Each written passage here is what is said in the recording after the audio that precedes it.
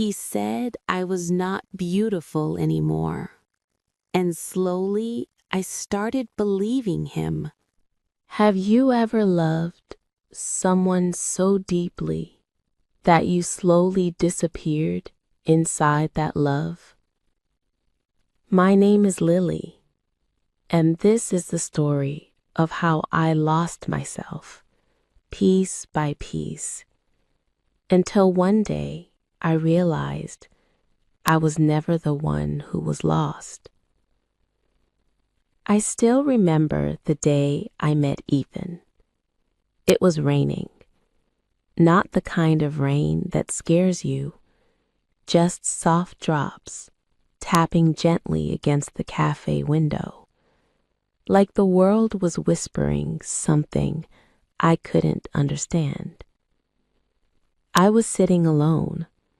My coffee had gone cold. I didn't even notice when it happened. I was staring outside, but not really seeing anything, because my life at that time was already falling apart. I had just come out of something painful. Not a breakup, not exactly, just life not going the way I thought it would. And my heart felt empty, like a room where someone had taken all the furniture but left the lights on. That's when he walked in. Ethan. Tall, confident, calm. He shook the rain off his jacket, looked around the cafe, and then his eyes stopped on me. He walked over. "Is this seat taken?"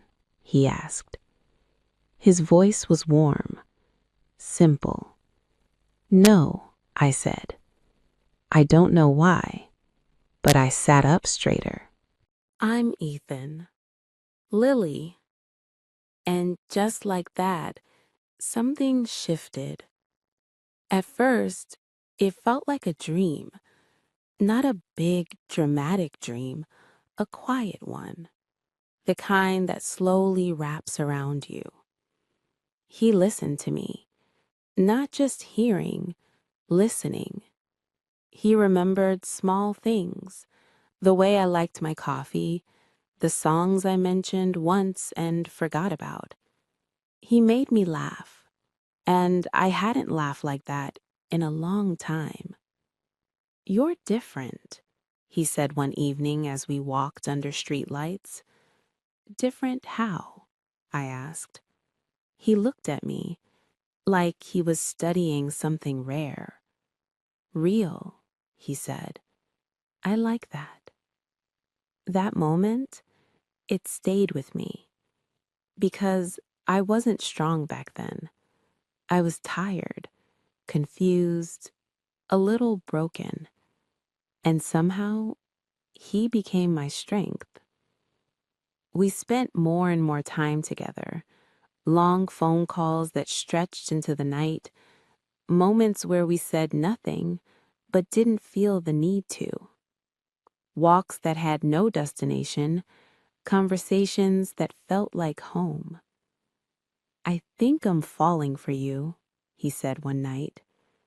There was a pause. My heart was already there. "I already did," I replied. But slowly, very slowly, things began to change. So slowly, I didn't notice at first. One afternoon, we were sitting together. I was laughing, eating fries. He looked at me for a second too long. "You gained some weight, right?" he said. I laughed, because that's what you do when you don't know what else to do. "Maybe," I said. "You should take care," he added. His tone was soft, almost caring, so I ignored it. But then it happened again. Another day, another moment. "That's a lot of food," he said casually. I froze, just for a second. Then I smiled, put the fork down. It's fine, I whispered. I'm just helping you, he said. But it didn't feel like help. It felt like something small breaking inside me. Then the words changed. They became sharper. You were prettier before. You don't look the same. You should try harder. Those words didn't leave. They stayed, echoing, repeating, growing louder every time I looked at myself. One night, I stood in front of the mirror. The room was quiet, too quiet. I looked at my reflection, really looked. And for the first time, I didn't recognize her. And worse, I didn't like her. Maybe he's right, I whispered. That's when I started changing. Not for me, for him. I ate less. I skipped meals. I counted calories like they were mistakes. I exercised until my body hurt, but I kept going because I thought if I just tried harder, he would love me the same way again. But nothing was enough because no matter what I did, he was never satisfied. One evening, I wore my favorite dress, the one I used to love, the one that made me feel like myself. I stood in front of the mirror, and for a moment, I smiled. I felt confident. Maybe things were getting better. Then he saw me. You're wearing this? He asked, his eyebrows slightly raised. Yes, I said quietly.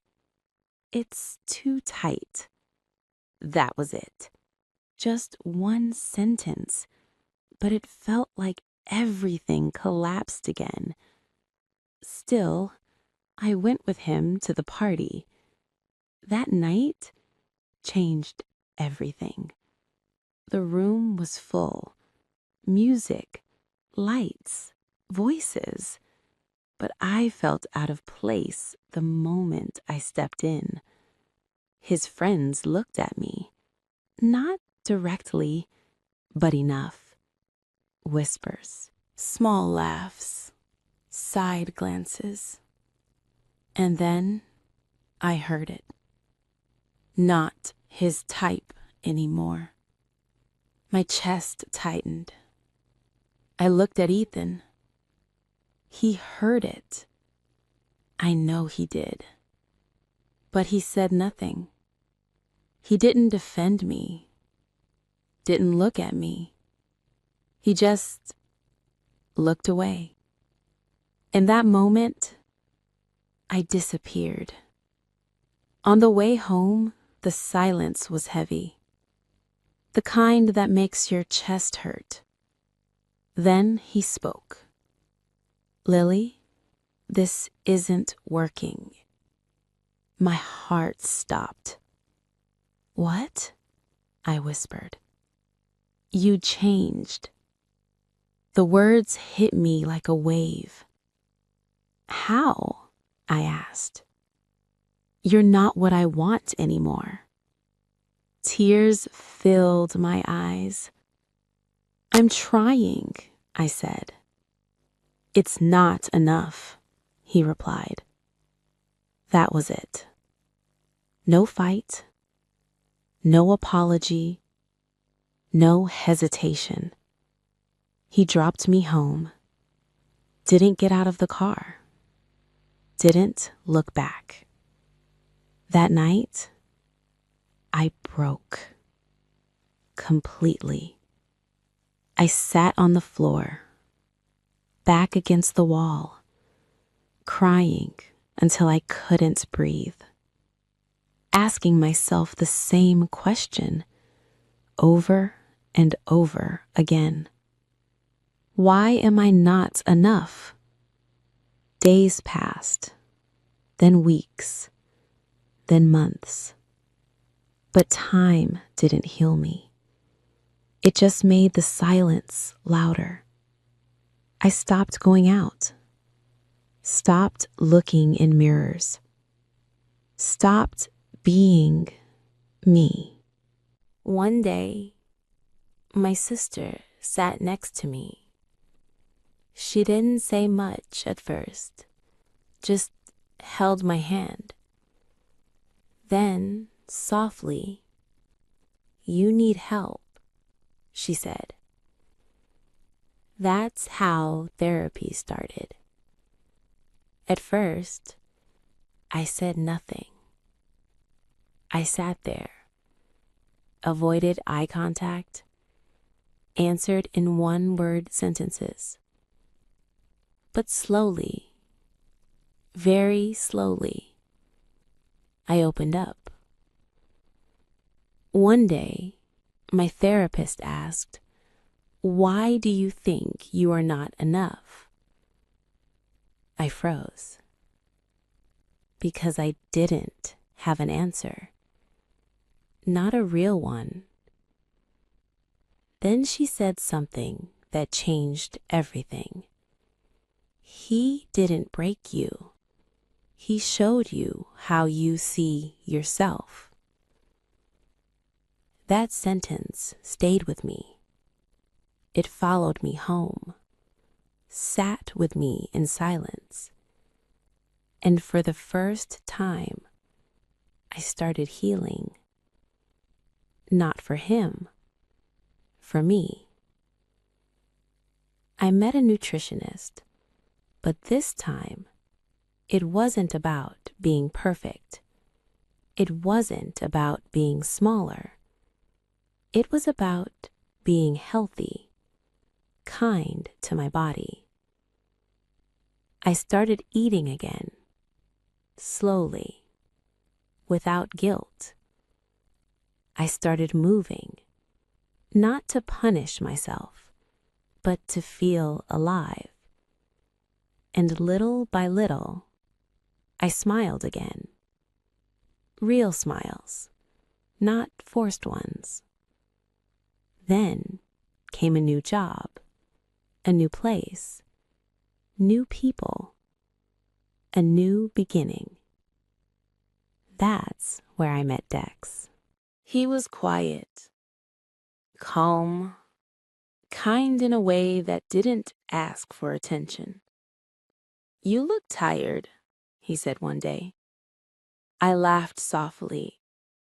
"I'm trying," I replied. He smiled. "That's enough." No pressure, no expectations, just acceptance. We became friends, and one day, I told him everything. Every detail, every pain. He listened, didn't interrupt, didn't judge. Then he said, "He didn't see you." I looked at him, confused. "You deserve someone who sees you," he added. That moment, something shifted. Again. But this time, inside me. Dex never tried to change me, never compared me, never made me feel small. Instead, he said things like, "You're strong.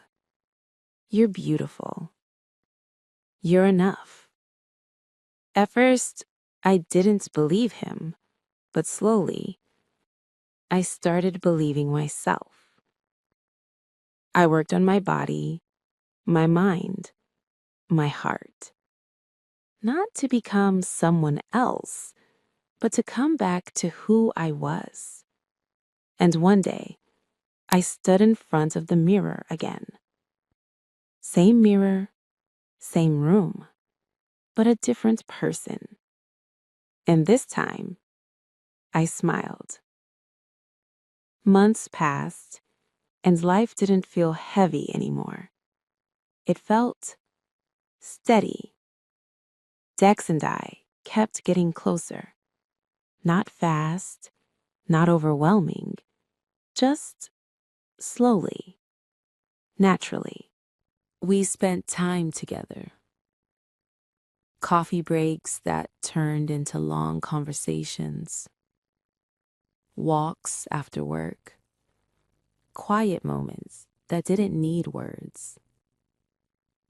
With him, I never felt like I had to perform. I didn't have to be smaller or better or different. I could just be me. One evening, we were sitting on a bench. The sky was turning orange. The kind of sunset that makes everything feel calm and honest. I was scared of love, I said quietly. He looked at me. I know, he replied. I thought if I loved someone again, I would lose myself. He shook his head gently. You won't, he said. How do you know? I asked. He smiled. Because you found yourself first. That moment felt different. It didn't rush me. It didn't pressure me. It just stayed. And for the first time, love didn't feel like something I could lose. It felt like something I could choose. Months later, he asked me to meet him at the same cafe where we first talked. The same window, the same soft light. But this time, I wasn't the same person. I walked in, and there he was, standing, a little nervous, holding something in his hand. My heart started beating faster, not from fear, but from something softer, something steady. Lily, he said. His voice wasn't as calm as usual. Yes, I smiled. He took a deep breath. Then he got down on one knee. Everything around me went quiet. I don't want to complete you, he said. I don't want to fix you. He looked up at me.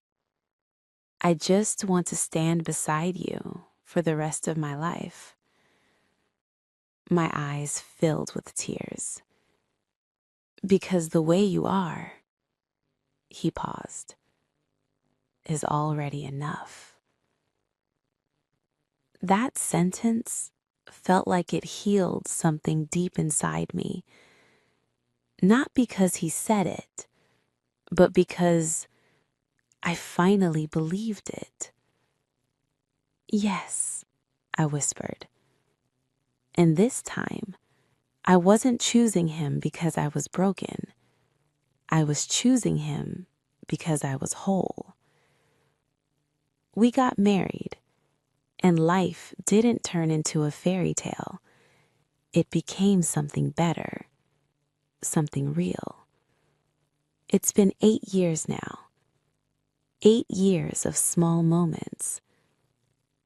Morning coffees, late night talks, quiet support on difficult days, laughter over nothing, and not once, not a single time, did he say anything that made me feel small. Not once did he embarrass me. Not once did he make me question my worth. Instead, he reminded me of it every day, in the simplest ways. And the most beautiful part, I don't need his words to feel enough anymore. but I still smile when I hear them. There was a time when I thought love meant losing yourself, becoming less, trying harder, changing just to be chosen. But I was wrong. Real love doesn't take pieces away from you. It doesn't silence you. It doesn't make you question your worth. Real love meets you where you are and stays.